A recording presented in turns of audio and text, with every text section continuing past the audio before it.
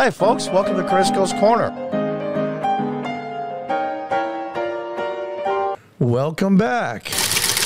Breaking news, breaking news, breaking news, breaking news, breaking news. House Republicans elect new Speaker Mike Johnson from Louisiana. House Republicans, dear reporter, tell her to shut up and go away during Mike Johnson's presser. Yeah, reporter was acting like a jerk, but let's read on. GOP representative jeers at reporter. During the presser, ABC News reporter, you know, the person was kind of out of line, and, you know, they were going into detail, and they, you know, instead of just talking about the new speaker and this and that, they got to act like jerks, you know. But that's okay. That's just the way the press is. After Johnson expressed confidence in being elected to the speakership and declared that House Republicans are united in the decision, Johnson asked Mr. Johnson, you helped lead the effort to overturn the 2020 results. Did you? And they were cut off. I mean, come on.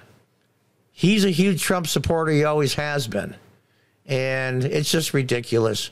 And the reporter was immediately cut off by groans. You know, Barbour could be, oh, gosh, from Bolbert, and please shut up. And Johnson only replied next question and answered other reporters' query about the upcoming floor vote. It's amazing what they do. So let's get on to the really important stuff instead of that back and forth with the media. And, of course, they're not going to change. Who is Mike Johnson, a newly elected Speaker of the House? He was vice chair of the House Republican Conference. You don't hear much about that. It's fairly powerful, but not really, doesn't get it really much in the spotlight. Louisiana Republican Mike Johnson was elected Speaker of the House on Wednesday by a vote of 220 to 9. Johnson, 51, who had been a dark horse position, was voted the GOP nominee the night before after Republicans plowed through three higher-profile candidates. The new speaker has only been in politics since 2015 when he was elected to the State House, where he stayed until 2017. And that's a good thing. He hasn't been 10, 20, 30 years entrenched in the up to his neck in the swamp. He's fairly new. And believe me, as far as I'm concerned, that's a good thing. The son of a firefighter, Johnson was elected to Congress in 2016 election. That was the Trump year, and serves on the House Judiciary Armed Services Committee. Johnson is currently in his second term as the vice chairman of the House Republican Conference, putting him in a leadership position that largely stays out of the limelight. For those Democrats out there and that were glad when McCarthy was put out, and to you House Democrats that voted to oust McCarthy, you got screwed. This guy is a MAGA Republican Trump supporter. You had McCarthy, who was a semi-rhino, or a rhino depending on your point of view, and you voted to oust him when Gates went up and called for a vote of no confidence on Speaker McCarthy. He was vacated from the seat. Went through a lot of dog and cart and pony show and Three Stooges stuff, and they came up with Johnson. You now have a MAGA Republican you didn't have before. So Democrats, you try to screw over your opposition to make them look bad, and it worked temporarily, and people will forget about it very quickly. Believe me, they always do. And now you have someone that's the MAGA Republicans you supposedly despise. Nice going, morons. Louisiana Republican, who would be the second Pelican State Speaker nominee after the failed Majority Leader Steve Scalise, yeah, they're both from Louisiana, previously served one term as an influential Republican Study Committee chairman. Johnson is an ally of former President Donald Trump and defended him during the Democrat-led House impeachment hearings. He also filed an amicus brief co-signed of 100 House Republicans to support Texas legislation seeking to overturn the 2020 election results in 4 states: Georgia, Michigan, Pennsylvania, Wisconsin. He was the chairman of the Conservative Republican Study Committee at the time. President Trump called me this morning to let me know how much he appreciates the amicus brief we're filing on behalf of the members of Congress. Johnson posted on Twitter from, X, formerly known as Twitter. Indeed, this is a big one. The lawsuit filed by Texas Attorney General Ken Paxton, who they tried to impeach, multiple charges, and it was acquitted on all. And a lot of Republicans had their hand in Ken Paxton. You should look that up. It's an interesting thing that's going on in Texas. And, of course, the Supreme Court rejected the lawsuit. During the roll call to vacate ex-Speaker McCarthy, earlier this month, Johnson voted against ousting him. On several other issues, Johnson also aligned with most conservative lawmakers in the caucus.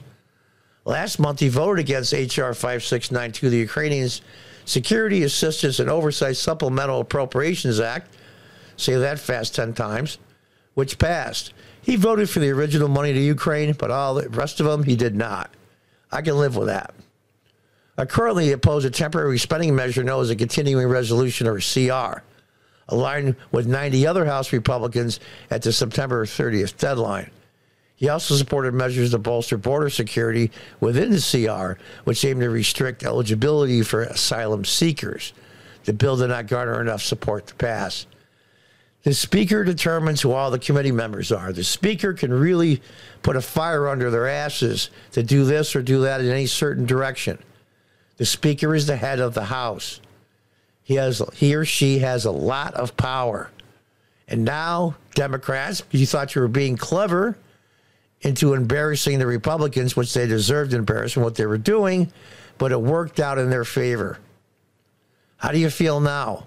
Morons. You should have voted against, for your own best interest, you should have kept McCarthy. I think the Congress is better off with Johnson. So guess what? You shot yourselves in the foot. Prior to joining Congress, Johnson worked as a lawyer and was a senior spokesperson of the conservative Christian legal advocacy group Alliance Defending Freedom. He is a devout Christian and an adept opposition to abortion. House Majority Whip Tom Eller's bid for the Speaker's gavel collapsed. Yeah, good thing. Tom Emmer, whose bid collapsed, was a huge proponent of getting rid of the Electoral College. And he's a Republican. He removed himself from the race when it came clear he wasn't going to make it.